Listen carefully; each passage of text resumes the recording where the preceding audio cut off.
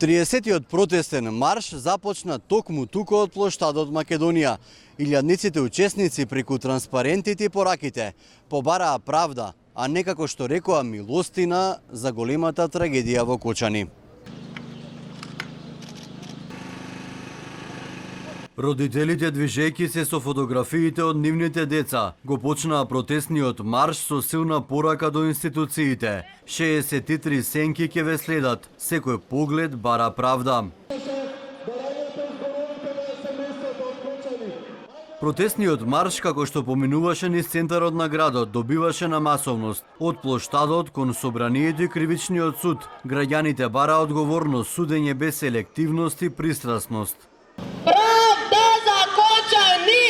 Правда за Кочани! Пред парламентот наплив од емоции, но и бројни скандирања.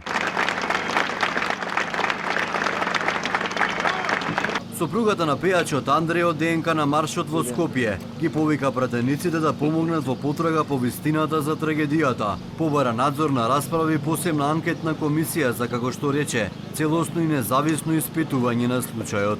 Трагедијата во Кочани представува сериозна навреда на најосновните човекови права.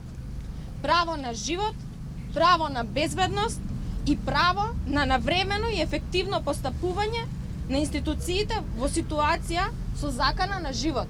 Родителите на загинатите деца порачаа дека нема достапот од барањата за транспарентен и правичен процес. Тоа, како што рекоа, им го должиме не само на нашите деца, туку и на целото општество. Не може веќе вака, како ние што изгубивме на милото, не дај Боже никој да го изгуби, луѓе. На вистина не му го посакувам тоа на никого. Сите имаат многу желби, сите имаат многу визија, но зошто и овие деца да немаа иднина? Зошто можеше ова да се деси? И додека семејствата бараа помош од пред законодавниот дом, пратениците расправаа за ребаланс на буџетот. Тие ги слушнаа нивните пораки, но за време на маршот останаа внатре да ги завршат точките од дневниот ред. Свесни сме од патот до правда ќе биде долг и тежок, но ако се пронајде заедничка точка на сплотување, системот нема да има друг избор, освен да постапи онака како што бара народот, порача од иницијативата кој е следен. Ајде конечно како народ да се исправиме и да застанеме наспроти неправдата. Ајде да изградиме заедница и да не дозволиме системот вака да продолжи да функционира. Ако нема решенија, ако нема интерес од нив, тогаш ние треба да застанеме позади овие луѓе и ние заедно да се бориме за решенија. Ако системот не нуди решенија, тогаш ние треба да го смениме истиот, да изградиме заедница и да не дозволиме, бидејќи не можеме да си дозволиме вака да продолжи. Колоната стигна пред кривичниот суд. Пред зградата семејствата на загинатите уште еднаш побараа транспарентно и навремено судење. За нашите единствено нешто што остана на овој свет е борбата за правда, а не можеме да ја водиме без вашата поддршка.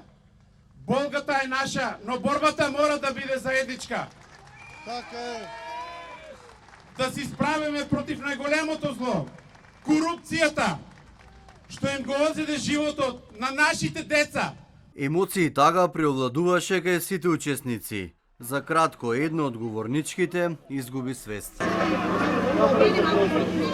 Протестниот марш се одржува 4 дена пред почетокот на судењето за една од најголемите трагедии во Македонија. На 19 ноември, кога започнува судскиот процес, на обвинителната клупа ќе седнат 34 физички и 3 правни лица. Сите се товарат за тешки дела против јавната безбедност.